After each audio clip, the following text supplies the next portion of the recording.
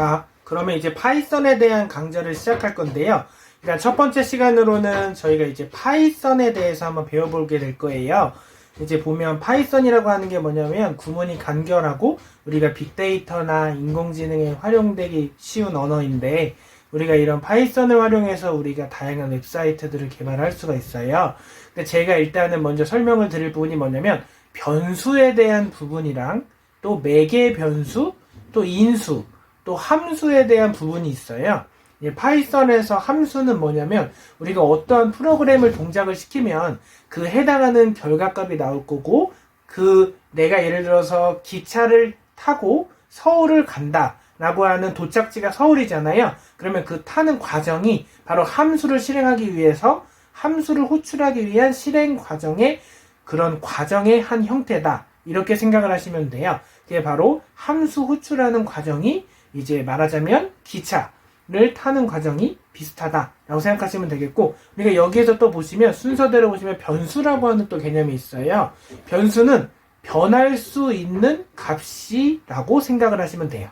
우리가 어떠한 숫자, 내가 A라고 하는 값에 2를 더해요. 그러면 어떻게 정답이 나올까요? A 플러스 1이 나오잖아요. 그러면 1씩 증가하겠다는 거예요. 그러면 A라고 하는 값에 2를 빼면 마이너스 2를 하게 되면 A라고 하는 값에 2를 빼다 라는 의미가 되는 거고, 또 보게 된다면 우리가 1씩 증가하고 또 1씩 감소하는 이런 값이라고 생각을 하시면 돼요. 그래서 보시면 우리가 그 안에 있는 파이썬을 가지고 함수를 활용하면 함수 호출에 대한 방법으로 우리가 매개 변수를 또 줄 수가 있는데, 우리가 또 이러한 함수에 대한 실행 결과값을 어떻게 우리가 동작을 할 것인지, 그런 것에 대해서 이제 선생님이 잘 알려드릴 건데요. 일단 제일 먼저 중요한 게 있어요. 우리가 그 플러스크라고 하는 프레임워크라고 있는데, 우리가 자바라고 하면 이제 자바 스프링 프레임워크는 우리가 자바 이클립스 환경에서 돌아가는 우리가 그런 자바 객체 지향 언어예요. 자, 프레임워크라고 뭐냐면, 이제 프레임워크라고 해서 하나의 환경 안에서 동작을 하다예요. 그래서 우리가 플랫폼 안에서 우리가 어떠한 소스 코드나 이런 자바로 구동된 프로그램을 만드는 거고, 또 해당하는 거에 대해서 우리가 이런 파이썬을 가지고 우리가 여러 가지를 해보는 구현되는 논리를 절차지향이라고도 하는데, 우리가 바로 순서도라고 하는 게 있어요. 순서도는 뭐냐면, 우리가 뭔가 여러분들 공부를 하다 보면 코딩 공부에 있어서 일단 문제 해결 능력을 좀 더 키울 수 있도록 우리가 어떻게 내가 순서대로 움직이겠다는 거예요. 그래서 내가 오늘 아침에 학교에 간다, yes, no. 학교에 간다. 학교에 가면 나는 학교에 가서 도시락을 먹는다나, 아니면 지금은 점심시간이면 도시락을 먹고, 점심시간이 아니면 어떻게 하겠습니까? 도시락을 먹지 않고 바로 수업을 하는 거죠. 그러한 과정을 플로우 차트라고 해요. 그래서 우리가 이러한 플로우 차트대로 순서도에 맞게끔 그런 여러분들이 프로그램을 짤 수가 있는데, 자, 그러면 프로그램을 개발하기 위해서는 우리가 이 개발이라고 하는 게 뭐냐면 어떠한 순서에 따라서 짜는 것이 중요한데요. 어떠한 로직에 맞게끔 프로그램을 작성해야 합니다. 그러니까 프로그램이라고 하는 게 뭐냐면, 우리가 어떠한 응용 프로그램 소프트웨어 안에 동작할 수 있는 프로그램이 바로 제대로 된 프로그램 설계라고 해요. 우리가 가장 먼저 요구사항 분석을 하게 돼요. 요구사항 분석을 하고 그 수집된 요구사항 분석을 가지고 내가 어떠한 요구사항에 맞게끔, 예를 들어서 미세먼지가 요즘 서울시의 대기 측정이 너무 많아서 미세먼지를 측정해야 된다라고 하는 통계 연구 결과가 나왔다고 해봅시다. 그러면 그 데이터를 바탕으로 우리가 실제 미세먼지를 위해서 우리가 어떠한 프로그램을 설계하는 거예요. 그럼 이러한 요구사항, 또 타당성 분석, 또 순서대로 진행을 하게 되면 우리가 자료를 수집하게 되고요. 그리고 또 프로그래밍 설계를 하게 돼요. 알고리즘 설계, 알고리즘 구현을 하는 단계, 또 알고리즘을 짠 다음에 우리가 알고리즘 설계하고 프로그램을 구현을 해요. 개발을 하는 단계예요. 우리가 프로그래밍을 짤 때 사실 어떠한 절차에 맞게끔 짜는 게 절차지향, 즉 우리가 순서도, 플로우 차트라고 말을 하는데, 이런 프로그램을 짤 때 우리가 다양한 로직이나 어떠한 것들이 다 들어가요. 왜냐면 우리가 웹사이트를 개발하는 것도 물론 마찬가지겠지만 어플리케이션을 개발하는 것도 마찬가지로 미세먼지 요즘 문제가 심각하니까 이러한 문제로 좀 사람들의 인식이나 이런 것들, 그리고 미세먼지에 대한 환경 측정에 따라서 한번 예방할 수 있는 미세먼지 예방 그런 프로그램을 설계하고자 했을 때 그런 타당성을 분석해서 그런 로직을 직접 구현을 하는 건데, 자, 그러면 프로그램을 일단 로직을 구현하는 과정을 개발자가 담당을 해요. 그러면 이 로직을 구현하는 단계가 보통 개발에서는 백엔드라고 해서 백엔드라고 하는 용어를 써요. 왜냐면 프로그램을 설계할 때 백엔드라고 하는 용어를 쓰는데, 이 용어가 백엔드라고 하는 게 무슨 뜻이냐면, 우리가 기본적으로 보면 우리가 기본적으로 뒤에 있다는 거예요. 그러니까 백엔드라고 해서 내가 화면에 보여지지 않는 부분을 담당하는 웹 서버 개발이에요.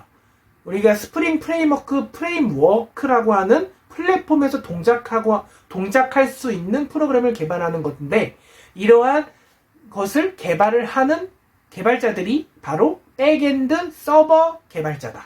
그러면 프론트엔드 개발자는 화면에 백엔드랑 정반대인 개념이 되는 거고, 화면에 보여지는 부분을 담당하는 화면의 디자인이라던가 레이아웃, 웹 디자인이나 화면의 메뉴, 구성, 그리고 스토리보드를 작성해서 디자인, 그리고 HTML이라고 하는 마크업 언어를 활용한 하이퍼텍스트 마크업 랭귀지를 활용해서 하는 CSS 문법을 응용해서 우리가 웹사이트의 색감을 구현하는 능력, 이런 것들이 퍼블리싱에서 한 발짝 나아간 프론트엔드라고 합니다. 이 프론트엔드 기술은 우리가 네이버 웹사이트를 예시를 들면 네이버 웹페이지의 눈앞에 사용자가 직접 볼 수 있는 부분을 화면 레이아웃 영역을 프론트엔드 설계, 즉 프론트엔드 개발자라고 하고요. 이 화면, 네이버 화면 있잖아요. 네이버의 색감을 보여지지 않는 부분인 어떻게 서버 쪽이다. 그러니까 HTML, CSS로 구성된 웹페이지 웹사이트는 우리가 화면에 보여지는 영역을 담당하니까 디자인된 영역, 프론트엔드 개발자고, 백엔드는 화면에 보여지지 않는 부분을 담당하는 거예요. 그러면 리액트와 앵귤러와 뷰.js가 있는데, 이것은 프론트엔드 개발의 3대 요소라고 생각을 하시면 돼요. 자, 프론트엔드 개발의 3대 요소는 뭐라고 하냐면 리액트, 앵귤러, 그리고 뷰.js라고 합니다. 그러면 이 3대 요소 프레임워크인데요. 우리가 리액트부터 알아보도록 하는데, 리액트는 뭐냐면 우리가 한 번 더 마크업 언어에 좀 더 심화적으로 해서 우리가 프레임워크를 사용하면 우리가 어떤 웹사이트를 리액트화 시켜서 웹사이트를 구동하는 거예요. 그러면 그 프레임워크를 사용하게 되면 우리가 실제 소스 코드를 내가 작성을 하는데 그 한 줄을 입력을 했을 때 우리가 그러한 마크업 언어로, 옛날 같으면 게시판을 하나 만들더라도 우리가 화면 레이아웃부터 하단까지 전체를 담당을 개발자 혼자서 하는데, 그렇게 하다 보면 노가다라고 하는 용어를 사용하듯이 일일이 작업을 해줘야 돼요. 그럼 시간이 오래 걸리고 개발자가 한 명이니까, 이렇게 시간을 단축하는 방법이 뭐냐면 우리가 리액트라고 하는 프레임워크를 사용해서 손쉽게 개발을 하면서, 그 대신 지식이 좀 더 필요하겠지만 개발하면서 이러한 리액트라고 하는 프레임워크로 우리가 어떠한 게임이라던가 웹서버로 구동될 수 있는 작품을 만들어 보면서 우리가 프론트엔드 쪽으로 할 수 있도록 진입을 도와주는 프레임워크예요. 그러니까 백엔드의 3대장 요소는 좀 많이 다른 건데, 프론트엔드의 3대장 요소는 리액트, 앵귤러, 뷰.js라고 하면 백엔드는 자바, 스프링 프레임워크라고 하는 거죠. 그렇죠? 그렇게 생각을 하시면 되겠습니다. 근데요, 갑자기 우리가 이런 개발, 알고리즘 설계에 대한 얘기를 하다 보니까 데이터라고 하는 게 또 나오는데, 데이터라고 하다 보면 여러분들 뭐냐면 우리가 실제 어떠한 자료를, 정보를 우리가 사용자들이 직접 인터넷을 통해서 얻잖아요. 그러면 네이버 웹페이지를 예를 들면 우리가 인터넷에 뉴스 검색해서 뉴스를 보고 날씨를 검색해서 날씨를 보는데 이러한 날씨들이 하나하나 정보예요. 근데 우리가 컴퓨터 쪽으로 공부를 더 하다 보면 이러한 정보들을 정보를 담아 놓을 수 있는 하나의 문서화 시키자. 이러한 것을 바로 어떻게 데이터베이스에 저장을 하자. 그래서 데이터라고 하는 용어가 또 나온 건데, 그러면 데이터라고 하는 뜻은 하나의 정보를 저장해 놓을 수 있는 저장소의 역할이구나. 근데 그 저장소 그릇 안에 있는 하나의 값을 우리가 알고자 하는 데이터라고 하는 거예요.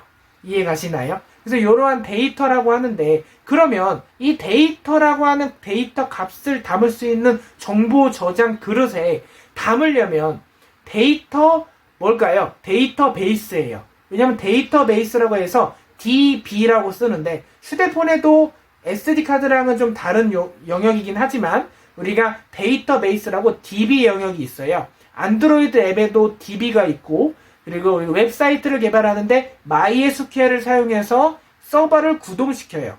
파이썬 플러스크 프레임워크나 파이썬의 DJ 장고 프레임워크를 사용해서 직접 서버를 구동을 하는데, 이때 사용하는 것이 뭐냐면 로그인이나 회원가입 같은 동적인 화면을 구현할 때 쓰는 것이 무슨 용어라고 하냐? 데이터베이스라고 합니다. 그러면 정적인 화면을 구성하는 HTML, CSS, 자바스크립트만 가지고 웹사이트를 설계하면 화면 레이아웃을 구성하는 영역인데, 여기에서 자바스크립트에서 한 단계 나아가서 데이터베이스를 하나 갖고 있다. 그러면 DB를 설계한다는 건데, 알고리즘을 짜고 DB를 설계하는 것까지 왔다. 그러면 백엔드 개발자의 영역이에요. 그렇기 때문에 우리가 이런 동적인 처리를 하는 것이, 우리가 예전 같은 경우는 아파치 톰캣이나, 그리고 또 어떤 프레임워크가 있냐면 이제 리액트로 구동하는 웹 서버 프로그램, 그리고 우리가 백엔드 자바 스프링 프레임워크로 구동하는 프로그램, 이런 것들이 뭐냐면 동적이에요. 그러니까 내가 데이터베이스를 사용자로부터 그 저장되어 있는 안에 있는 데이터 값을 직접 내가 DB를 짠다는 거죠. 이것이 바로 코딩이나 컴퓨터 공학 쪽에서의 공부를 하다 보면 선생님이 설명을 드리는 부분인데요. 그래서 MySQL이라고 하는 용어가 또 나와서 MySQL인데, MySQL은 뭐냐면 우리가 일반적으로 데이터베이스에서 가장 기본이 되고 가장 여러분들 사용자들이 이해하기 쉬워하기도 하고, 또는 가장 기본적인 데이터베이스라고 생각하시면 돼요. MySQL이라고 하는 게. 근데 MySQL 말고 PostgreSQL이 또 있어요. PostgreSQL은 뭐냐면 좀 성능 부분에서 우수하다고 생각이 들어요. 왜냐하면 성능 부분에서 우수한 PostgreSQL을 활용을 하면 우리가 실제 동적으로 구현을 할 때 우리가 데이터베이스의 구성도를 그림으로 그리고 내가 회원가입과 로그인 기능을 구현을 해서 Node.js라는 게 또 있는데, Node.js를 이용해서 데이터베이스를 구성한다면 SQLize라고 하는 게 또 있어요. 이런 DB를 사용해서 우리가 로그인을 동적으로 구현을 시켜서 내가 마치 게임 같은 캐릭터를 로그인한 사용자에게는 사용자로부터 입력을 받은 이름이 출력이 되고, 로그아웃을 누르면 화면에 메시지가 출력이 되는 거죠. 감사합니다. 다음에 또 접속해 주세요. 이런 식으로 메시지를 표현하는, 이게 사용자에부터 석진우 선생님 안녕하세요 라고 하는 메시지를 DB에 저장을 시켜서 다음에 로그인, 아이디는 ABC123, 비밀번호 패스워드 1211, 로그인 버튼을 누르자마자 이 클릭한 즉시 사용자로부터 DB가 넘어가요. 어떻게? 저장소에. 그러니까 말하자면 저장 장치라고 생각하시면 되죠. 데이터베이스에 저장이 돼서 내가 입력한 고유한 값이나 이런 것들을 받을 수가 있는데, 자, 그러면 우리가 개발을 하잖아요. 데이터를 추출할 때 또 쓰는 게 또 있어요. 데이터를 추출하는 게 뭐냐면 SQL이라고, 스트럭처 쿼리 랭귀지의 약자인데 우리가 지리문을 던지는 거예요. 그러니까 프로그램 개발자가 어떠한 지리문을 던지는 건데, 이 과정 역시 중요한 문법이 SQL 문법이에요. SQL 문법은 뭐냐면 스트럭처 쿼리 랭귀지의 약자라서 어떤 거냐면 우리가 말하자면 내가 긴 문장이 있어요. 긴 문장이 있는데 내가 이것을 웹사이트를 개발할 때 어느 부분에 뭐가 건드려야 돼. 근데 소스를 1000만 줄 이상의 소스 코드라면 그 소스 코드만 볼 수는 없어요. 그리고 관리자 모드에 들어가서 일일이 회원의 그런 데이터베이스, 회원의 DB를 예를 들어서 저한테 미션이 주어졌다고 생각해봐요. 1000명의 학생을 지워라. 그러면 관리자 모드에서 체크 표시 눌러서 일일이 지워야 되나요? 전체 선택에서 학생 모두 삭제. 삭제하시겠습니까? 삭제가 모두 완료되셨습니다. 확인. 이러면 삭제가 되는 건데 이건 너무 수작업 방식이잖아요. 관리자 모드 안에 들어가서 회원을 삭제하는 방식이 수작업이라면 데이터베이스라고 하는 것을 이용을 하면 우리 같은 개발자가, 선생님 같은 개발자가 직접 데이터베이스에 들어가서 질의를 던지는 거예요. 저 데이터베이스에 접속해서 SQL, 쿼리로 명령어, 쿼리문을 날린다는 표현은 뭐냐면 질의문을 던진다는 표현이에요. 쿼리문을 작성을 하면 개발자가 쿼리문을 작성을 하면 실제 이 해당되는 쿼리문이 조회문인지 수정하는 문인지 그게 달라져요. 업데이트인지 또 셀렉트 문인지. 셀렉트 문은 조회라고 하는데 요런 거 삭제하는 명령어도 있고 수정하는 명령어도 있어요. SQL 명령어를 이제 선생님이 한 차씩 알려드릴 건데요. 자, 그런 SQL이라고 하는 게 뭐다? 명령어인데 이러한 질의문을 던지는 거예요. 왜? 내가 조금 더 편하고 개발을 할 때 사용자들이 좀 더 많은 그런 곡선을 좀 이렇게 성능에 대해서 우수하게끔 나오게 위해서. 사실은 트래픽이라고 하는 게 있어요. 과부하가 걸려. 그러니까 웹사이트에 부하가 걸린다는 것은 어떤 의미냐면요. 내가 웹사이트를 개발을 해요. 리액트 프레임워크를 사용해서 프론트엔드 영역을 꾸민 다음에 백엔드 영역에 살을 붙여서 개발을 하잖아요. 그러면 사용자들이 1000만 명이 동시 접속해요. 이게 웹 호스팅이라고 하는 게 있는데 웹 호스팅은 뭐냐면 웹사이트에서 집이 있다고 하면 그냥 그 집의 웹 서버예요. 서버 영역이 웹사이트에서 대지, 땅이라고 생각하면 되는데 이 영역을 집의 기초 부분부터 짓고 이 집의 집 주소가 도메인 주소라고 하는 DNS라고 하는 집 주소의 영역이에요. 그래서 이러한 영역이 있는데 어떤 거냐면 이제 선생님이 설명을 드릴 때 이러한 도메인과 호스팅이라고 하는 개념이 있어요. 근데 웹 호스팅 사설업체를 이용하다 보면 그냥 우리가 웹사이트를 만드는데 그냥 빌더로 만드는 형식이나 CMS라고 하는 용어가 있는데 그냥 웹사이트를 보드화 시키는 거예요. 그누보드나 제로보드, 아미나빌드 이런 예전 방식, 예전에 한 10년 전에 이용했던 방식이에요. 근데 그런 이제 보드형으로 웹사이트를 개발하는 방식이 그래픽 유저 인터페이스 기반이에요. 그냥 GUI로. 근데 그게 아니라 내가 직접 게시판 하나를 스프링 프레임워크로 개발을 한다던가 직접 설계를 해야 되잖아요. 그럴 때 우리가 어떻게 보면 효율적으로 질의문을 던지는지 이것에 따라서 확실히 달라져요. 내가 게시판을 만들어도 내가 이 PHP로 게시판을 만들면 PHP와 SQL을 연동을 해야 돼요. PHP는 보통 MySQL과 연동을 해서 웹사이트의 게시판을 뚝딱 만들어내는 방식이 있고 JSP와 MySQL을 연동을 해도 되고 자바는 객체 지향 언어라고 하는데 JSP와 또 뭐냐면 우리가 실제 포스트그리 SQL과 연동을 하면 자바와 포스트그리 SQL과 톰캣으로 연동을 했다. 그럼 웹서버를 구동하는 거잖아요. 아니면 파이썬의 DJ 장고로 연동을 하면 실제 우리가 이러한 데이터베이스 축적된 DB들을 끌어올 수 있도록 질의문을 던지자. 스트럭처 쿼리 랭귀지라고 해요. 그러니까 쿼리의 약자라고 하는 거 기억하시면 되겠고요. 우리가 실제 뭐냐면 웹사이트에 질의문을 던지자. 이것이 바로 여러분들이 생각하시는 데이터베이스의 그런 값 중에 하나라고 해요. 그러니까 보통 이제 하나의 고유한 값이라고 하는데 우리가 데이터베이스 DB에는요 컬럼이라고 하는 부분이 있어요. 컬럼은 뭐냐면 열이라고 하거든요. 그러니까 기본적으로 한 컬럼, 두 컬럼, 행과 열, 엑셀을 하다 보면 행이 있고 열이 있어요.